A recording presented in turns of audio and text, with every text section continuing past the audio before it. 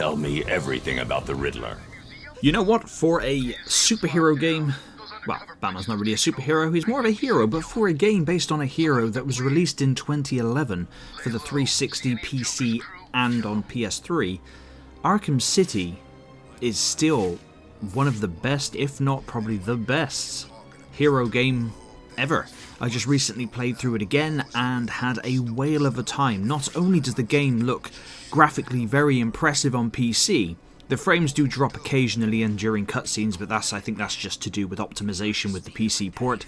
But apart from that, the lighting, the textures all look really damn good, especially the fact that, well, when you get up on high in Arkham City and look around, it just all looks incredibly impressive. Now, not only graphically impressive, the game gameplay-wise is also a lot of fun and really cool. Now, of course, we all know Batman, and a large majority of the gamers have played the Arkham games, so you know what you're getting into. Now, with Batman, he's not a superhero, he's a man with gadgets and a grappling hook, and he uses that to absolutely devastating effect within this game, and it gives you all of the tools, combos and options available to create whatever kind of scenario with fighting you want. Now, you can quick fire gadgets, quick use them by holding a left trigger and then a respected face button to accompany it, and you can pull off some really cool moves. Not only that, but the combat is super satisfying, being able to easily counter enemies. Now, of course, in this gameplay you'll see I do drop some combos because I get a little bit too excited and I keep mashing the buttons. That's me, not the game. The game still plays incredibly well, and although the main story is it is on the short side, I think I beat the main story in just 6 hours. And that's not doing any side content whatsoever. But then it gives you the option to go back into the game and polish off all of the side quests and collecting the Riddler trophies, doing everything that you want to. Plus you also have the challenges as well, where you can participate as Robin and Batman and Catwoman, and you can also there's post-game content as well if you get the Game of the Year edition, which I think is pretty much the only edition you can buy online these days anyway, so that's pretty cool. Mark Hamill voices the Joker and Kevin Conroy voices Batman, once again the best duo in the Batman business. A lot of fun, and there were some really cool boss fights that I completely forgot about. I haven't played this game in over 10 years, so I remembered some bits, but I completely forgot what happened at the end, besides the Joker stuff we all know, and there were some really cool boss fights which, you know, having to utilise gadgets, have to take part in, Solomon Grundy being one of them, and that's the only one that I will particularly spoil here. I completely forgot about that, and that was really awesome. There's the Penguin, there's Two-Face, there's all kinds of villains in this game, and it is everything about the first Arkham game amped up, and that's what you want for a sequel. Now, Arkham City, an argument could be made that it is the best Arkham game in the series. I think I put them all on an equal pedestal because I love every single one of them. Yes, even Origins. I know Origins, some people have beef with it, but I personally don't.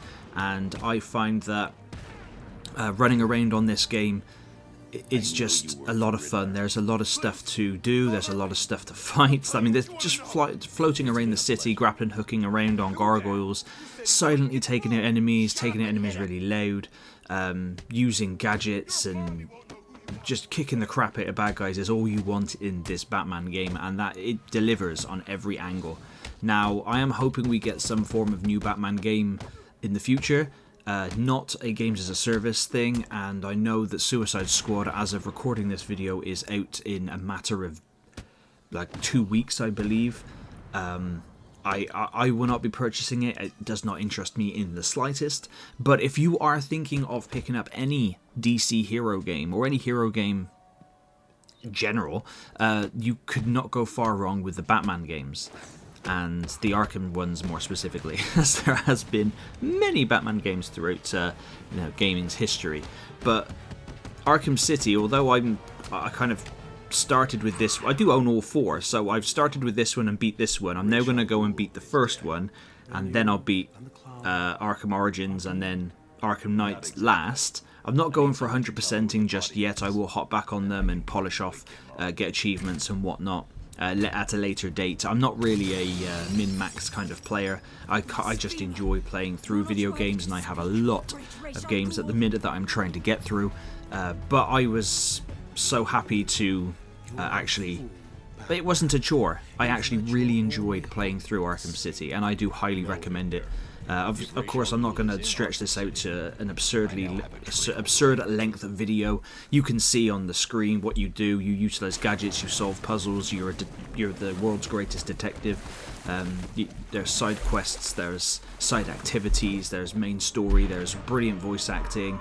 It's really good. The stakes get higher and higher as the story progresses.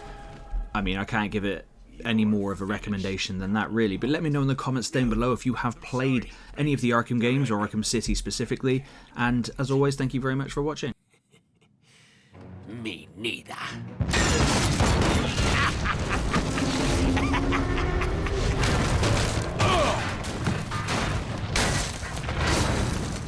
I tried to help you, Batman. I gave you the opportunity to end this and walk away, but oh no.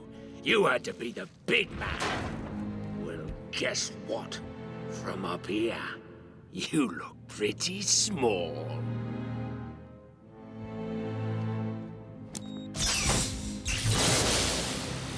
Oh, don't look so sad. I've got a little surprise for you down there.